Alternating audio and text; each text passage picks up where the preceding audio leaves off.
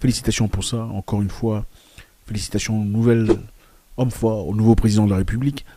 Un jeune homme de 44 ans. Ouais, 44 ans, je pense que c'est pas nouveau. Parce que dans le temps, les gens les plus forts qui ont libéré l'Afrique avec ferveur et courage ont presque tous été dans la trentaine. Très impressionnant. Ce n'est qu'aujourd'hui, malheureusement, qu'on remarque que beaucoup de jeunes, beaucoup de personnes, malheureusement, autour de cet âge ne sont pas aussi braves, courageux ou intelligents. Murumva akantu vraiment akantu karababaje ngo aujourd'hui beaucoup de jeunes ngo n'ont pas de courage, ne sont pas courageux, ils ne sont pas intelligents. Ngubu abajene nibasinda bibazwa ntubabaze n'ikintu na kimwe edayere ngo nta na competence bafise yo kubikora. Ati Afrika yarokowe n'abajene. Voilà. Dans l'époque, on voyait des gens très jeunes, 20 ans. Maman Winnie Mandela, 19 ans, elle était déjà leader dans son parti politique. L'une des dirigeantes. Mais aujourd'hui, malheureusement, regardez une personne à 19 ans, vous serez choqué. Donc c'est ça. Aka kantu ndifuza yuko katobura umujene kavunikiramwe. Zake Mwekasa arabivuze. Voilà, ejo nari nabivuze. Daba. Naravuze nti kazoza keza ka Afrika na kazoza kabi vyose biri mu minwe y'ugwaruka. Je ndiyumvira nti none aba bantu nduhenda babwire gute? Narababwiye yuko abantu bakiri bato baba bafise intego rusange, baba bipfuza inyungu za benshi. Ariko abantu bamaze kwigira haruguru baba bafise ibindi vyiyumviro, baba bafise ivyiyumviro vy'ukuronderera retraite zabo. Raba Thomas Sankara, mwese muramuzi, yapfuye afise imyaka 37, ariko yari yakoze gushika n'ubu turamwibuka nk'intwari. Winnie Mandela yatanguye politike afise imyaka 19. Voilà.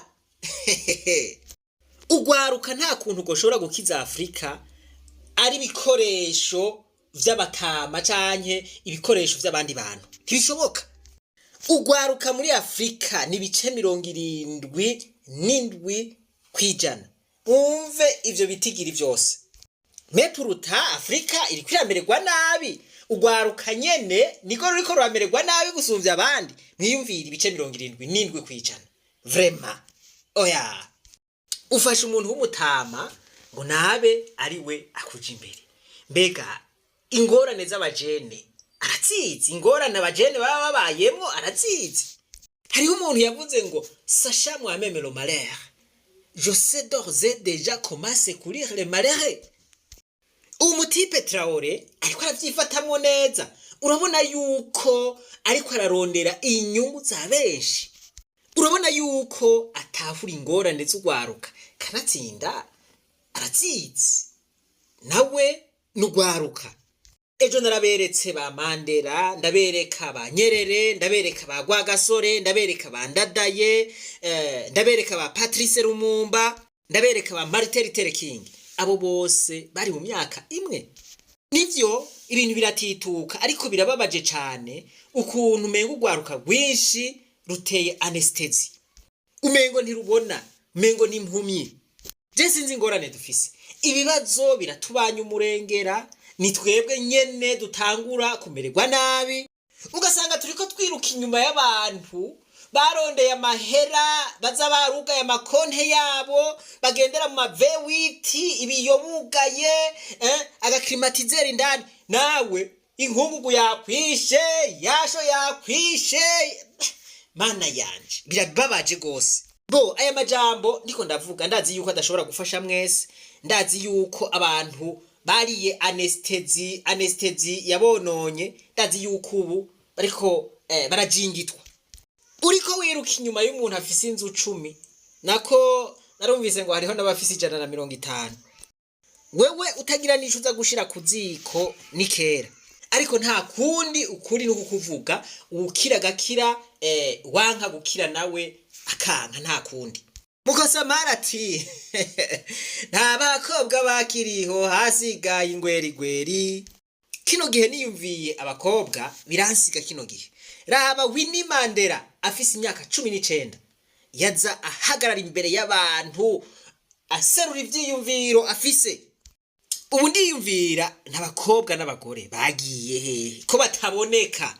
ndiyumvira nti none nta bakobwa bariho bafise umutwaro w'igihugu ko umukobwa yo kwiyumvira kuba musitanteri, akiyumvira kuba buramatari, akiyumvira kuba ambasaderi, akiyumvira kuba umushikiranganje, akiyumvira kuba umushinga amateka, umukenguza amateka, eka mbere akiyumvira no kuba perezida.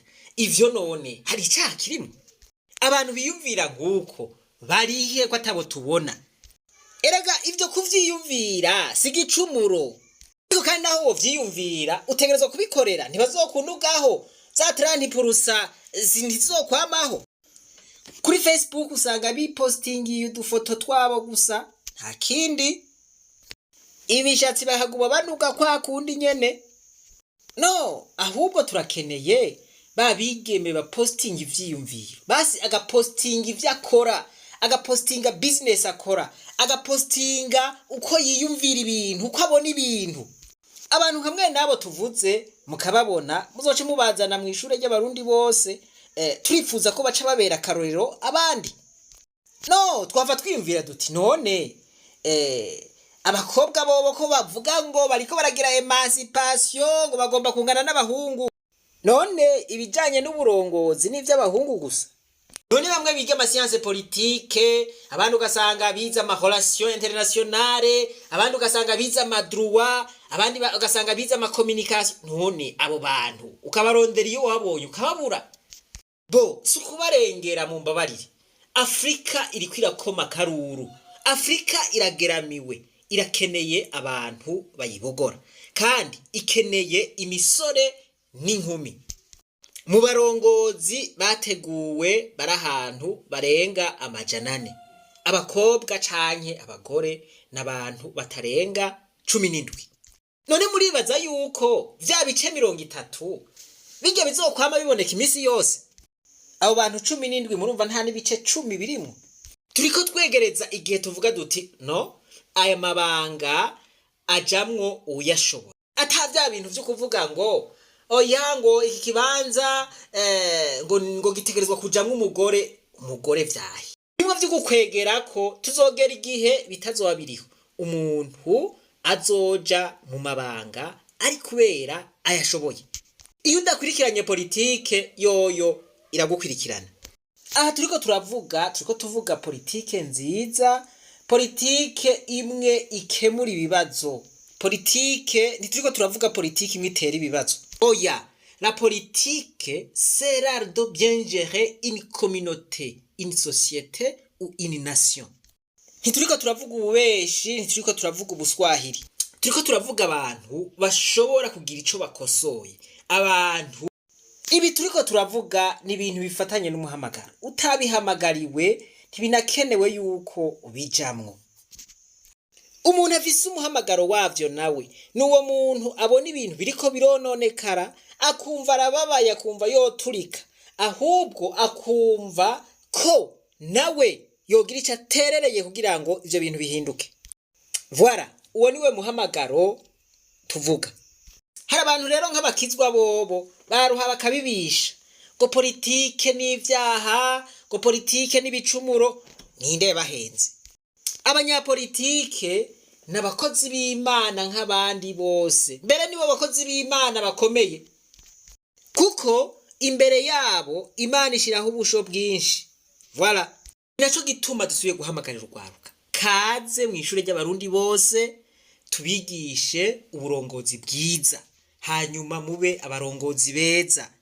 Mwitegurire kuba abakosora ivyananiye abandi, mwitegurire kubogora Afrika.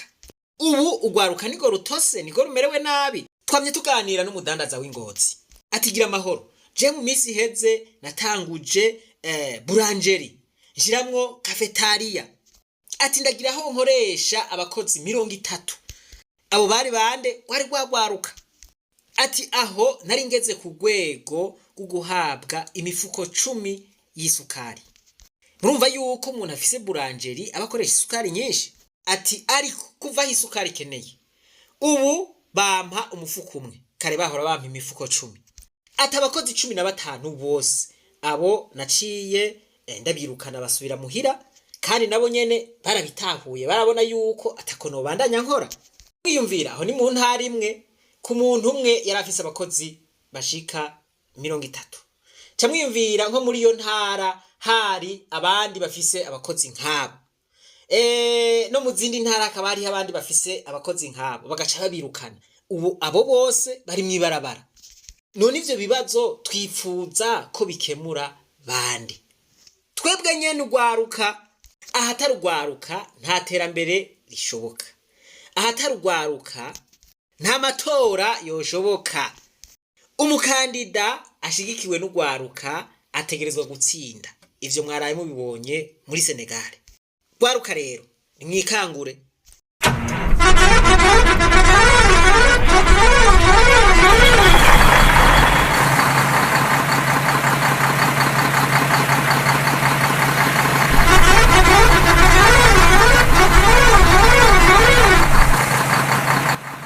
Twagi hari usigaye ngaho.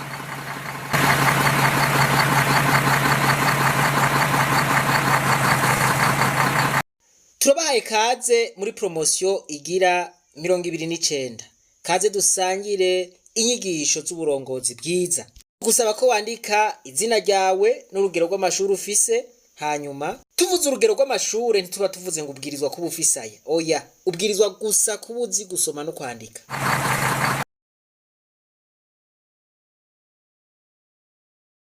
Nta kuntu na kumwe twogomba yuko dukeneye igihugu kirongowe neza, tutateguye abarongozi, tutabahaye inyigisho z'uburongozi bwiza. Ivyo ntibishoboka.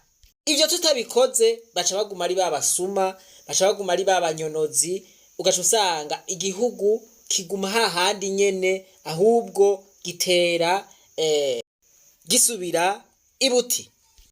Ubu butumwa ndabuhaye mwese, ariko baca umugani ngo bibwirwa benshi bikumva bene vyo. Imana yo mwijuru nibahezagire. Reka twibananirize rwa rugendo rwacu maze tugaruze umunezero Satani yatunyaze. Umuntu atarashika mu ishuri ry'abarundi bose turamuhaye kaze.